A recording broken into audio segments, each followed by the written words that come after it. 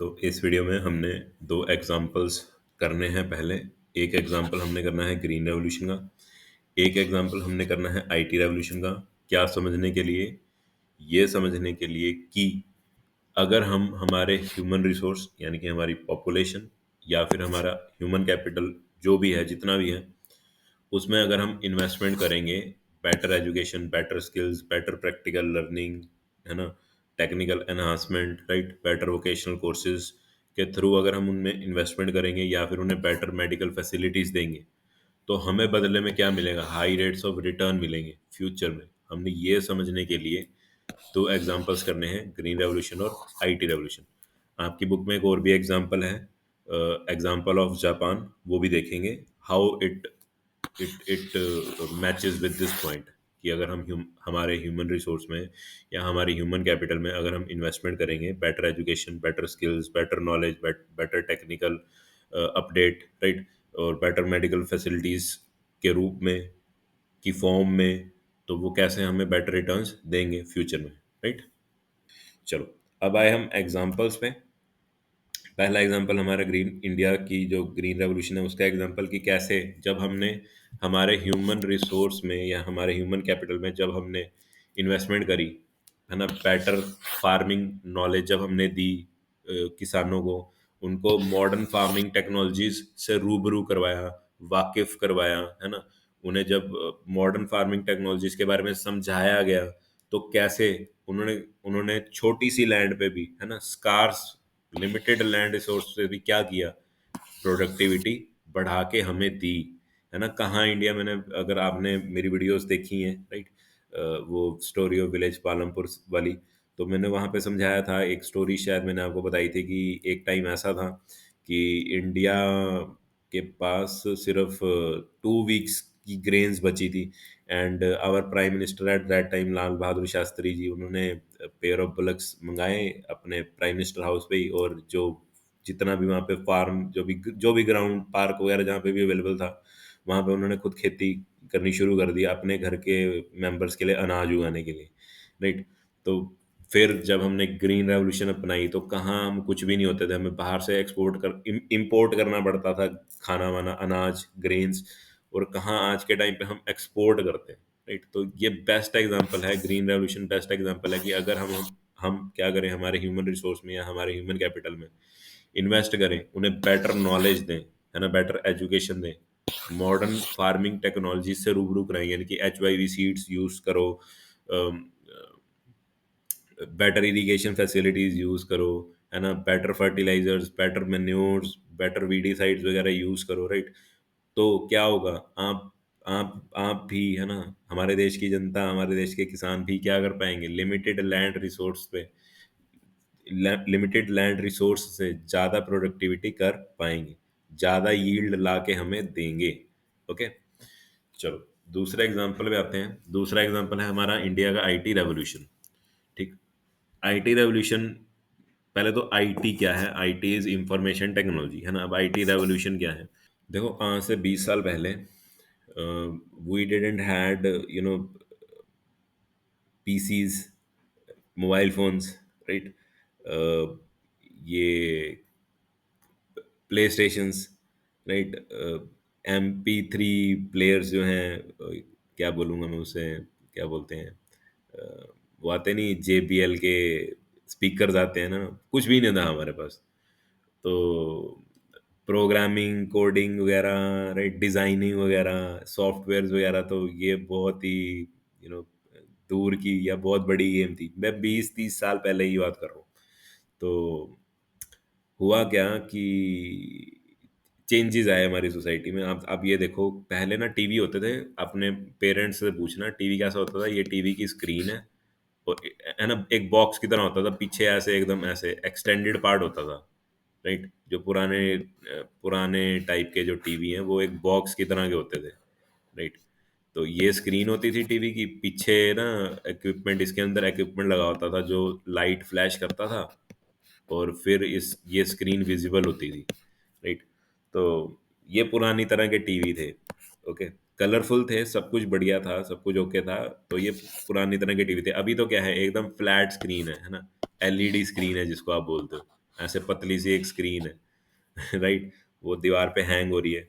Okay, तो ये जो ट्रांसफॉर्मेशन हुई है ना जिंदगी में, ये एक आईटी रेवोल्यूशन, इसको आईटी रेवोल्यूशन का आप पार्ट मान सकते हो, है ना। लैपटॉप का इंडिया में किसी को पता ही नहीं था, मोबाइल फोन्स का तो पता ही नहीं था। मेरे फादर मुझे एक स्टोरी बताते हैं कि वो बस में बैठे थे, तो उनके एक दोस्त आए, इमीडिएटली उनको बोला कि यार ऐसे ऐसे मेरा एक काम है, प्लीज़ मेरा मैसेज आके कन्वे कर देना, आप जा ही रहे हो। तो मेरे फादर ने तब सोचा था कि यार हमारे पास ऐसी चीज़ क्यों नहीं है कि हम जहाँ पे हैं, जिस जगह पे हैं, है ना, और हम वहीं से ही किसी को इन्फॉर्म कर दें कि भैया ऐसे ऐसे है, ऐसे ऐसे हो गया, प्लीज़ ज़रा मेरा काम वाम कर देना। उसी उसी स्पॉट पे खड़े खड़ी, हमें कहीं पे जाने की ज़रूरत नहीं है। हमें पहले क्या होते थे, वायर वाले टेलीफोन होते थे, हमें कहते हैं कि वायर वाले टेलीफोन्स नहीं होना चाहिए, हमारे पास कुछ ऐसा टेलीफोन होना चाहिए जिसके अंदर तार वार ना हो, जो चलता हो किसी अपने ही एनर्जी सोर्स से चलता हो, और हम बैठे बैठे ही किसी को इन्फॉर्म करते हो। और देखो आज के टाइम पे मेरे फादर बोलते हैं ना, मैंने वो तब सोची थी चीज, अब देखो हमारे देश में क्या है, मोबाइल फोन है, राइट। तो ये एक रेवोल्यूशन है, दिस इज द क्रांति, है ना जो हमारे देश में आई है। एंड ये क्यों आ पाई है, कैसे आ पाई है? Just because of better engineers जो हमारा देश प्रोड्यूस कर रहा है। तो hats off to such engineers जो हमारे देश में ये नई नई टेक्नोलॉजीज लेके आ रहे हैं। ओके, चलो, I hope IT revolution is clear to you. IT revolution क्या है? ये जो PCs, play stations, earphones, even headphones, right, और जो भी आप टेक्नोलॉजी से रिलेटेड है ना, बैटरी ऑपरेटेड या स्क्रीन ऑपरेटेड, कोई भी चीज़ आप देख रहे हो, मोबाइल फोन्स, पीसी, टैब्स, है ना, ये सब कुछ जो आप देख रहे हो, ये सब किसकी देन है? ये आईटी रेवोल्यूशन की देन है। आज से 20-30 साल पहले ऐसा कुछ भी नहीं हुआ करता था। मैं मेरे दोस्तों के साथ कंचे खेला करता था, ठीक है, कोई लोग उसको बंटे बोलते हैं, राइट, तो वो खेला करता था मैं, राइट।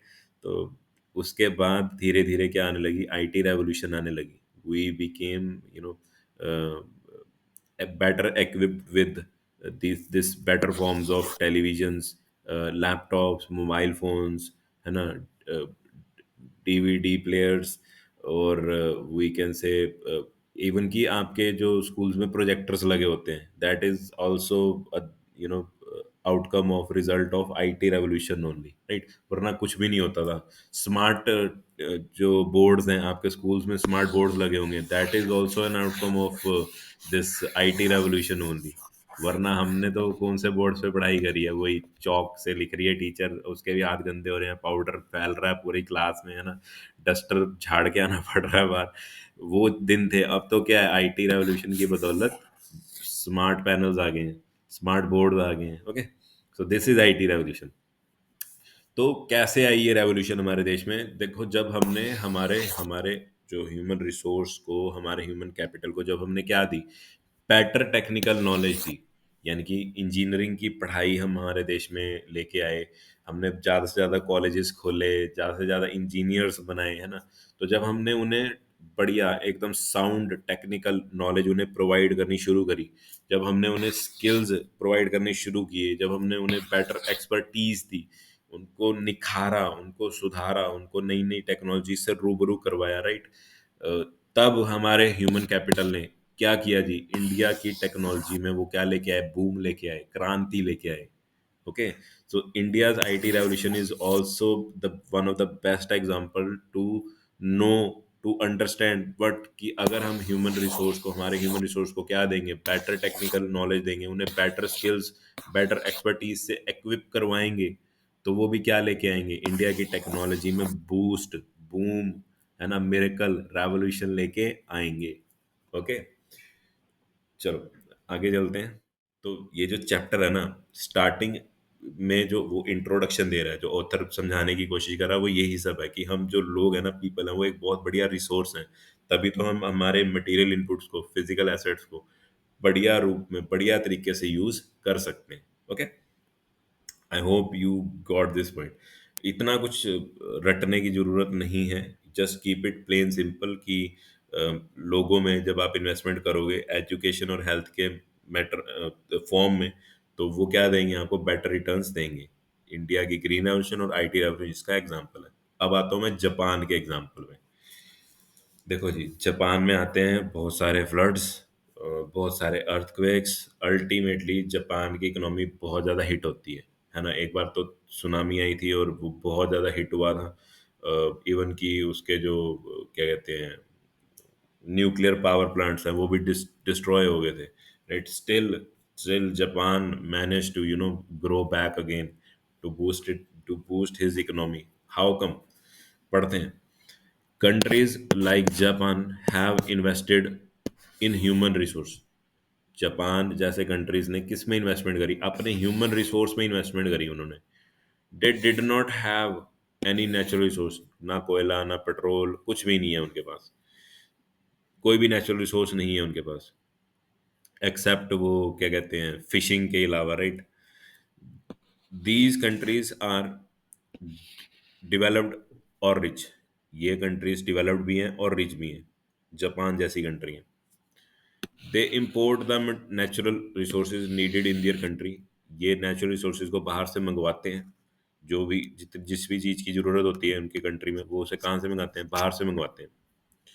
तो फिर how did how did they become rich और डेवलप्ड? तो जब सारा कुछ ही बाहर से मंगवाना पड़ रहा है, इतना खर्चा करना पड़ रहा है, तो फिर ये रिच कैसे हुए, डेवलप कैसे हुए? They have invested on people. उन्होंने किस में इन्वेस्टमेंट करी? अपने लोगों में इन्वेस्टमेंट करी, ठीक? Specially in the field of education and health. किस फील्ड में? एजुकेशन और हेल्थ की फील्ड में इन्वेस्टमेंट करी। These people have made efficient use of other resources like land and capital। तो इन लोगों ने, जब इनको एजुकेशन मिली, इनको बेटर हेल्थ फैसिलिटीज मिली, बेटर स्किल्स मिले, बेटर नॉलेज मिली, तो इन्होंने बेटर यूज किया अदर रिसोर्सेज का, बाकी के रिसोर्सेज का जो भी उनके आसपास हैं, लाइक लैंड एंड कैपिटल, पैसा, है ना? और कैपिटल जैसे टूल्स, मशीनरी, है ना? आज भी अगर आप चाहते हो कि आपके पास बहुत ही बढ़िया एक्यूरेसी वाले इक्विपमेंट हो, तो देखना वो इक्विपमेंट पक्का जापान से आएगा। ओके। बाकी जापान की टेक्नोलॉजी और चाइना की टेक्नोलॉजी इतनी फेमस थी, जैसे ये है ना, सोनी, हुंडई, सुजुकी, राइट? ये सब जापानीज एंड चाइनीज ब्रांड्स ही हैं। ओके। तो देख लो, अभी भी टिल डेट मार्केट में कितना दबदबा है इन इन इसका, जापान का और चाइना का। ओके। कि डोमिनेट करती है इनकी टेक्नोलॉजी देश दुनिया को। भारत देश में तो है ही, इनकी टेक्नोलॉजी डोमिनेट करती करती है देश में, दुनिया में भी करती है। ओके। तो इन लोगों ने बेटर यूज किया बाकी के रिसोर्सेज का, है ना? कि भाई हमारे देश में ऐसे ऐसे चीज है ना? हमें प्रिसीजन वाले इक्विपमेंट्स बनाने आते हैं, हमें फोन बनाना आता है ना? तो इन्होंने बाकी के रिसोर्सेज का, अपनी लैंड का, अपने कैपिटल का, फिजिकल कैपिटल का, टूल्स का, मशीनरी का, है ना, बेटर यूज किया। और अ, उसके कारण, है ना, उन्होंने उसको बेचा, उसकी उसकी एक्सपोर्टिंग करी, कुछ भी किया। तो उससे वो ये क्या हुए, रिच हुए और डेवलप हुए। आगे वो क्या बोल रहा है? Efficiency and the technology evolved by people. वो एफिशिएंसी, वो टेक्नोलॉजी जो लोगों ने इवॉल्व करी, जो लोगों ने बनाई, डेवलप करी, have made these countries rich और डेवलप्ड। उस टेक्नोलॉजी के दम पे, है ना, उस एफिशिएंट इक्विपमेंट्स के बेस पे, दम पे, उस बढ़िया से बढ़िया टेक्नोलॉजी के बेस पे, दम पे, है ना, लोगों ने क्या किया जी? देश को रिच और डेवलप बनाया। This is the best example to take lesson from. Japan is the best example. ठीक है ना?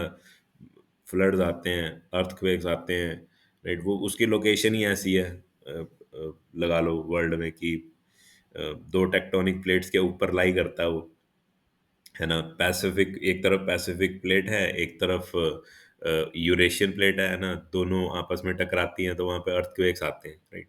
तो देश तो उजाड़ हो जाना चाहिए, पर जापान के लोगों में जब वहाँ की गवर्नमेंट ने इन्वेस्टमेंट करी, उन्हें बेटर एजुकेशन, बेटर स्किल्स से रूबरू कराया, मुहैया कराए उन्हें, बेटर स्किल्स मुहैया कराए, उन्हें दिए, उन्हें सौंपे, है ना? जब उनके ऊपर इन्वेस्टमेंट की गई, तो वो जापान को बहुत ज़्यादा डेवलप करके हटे।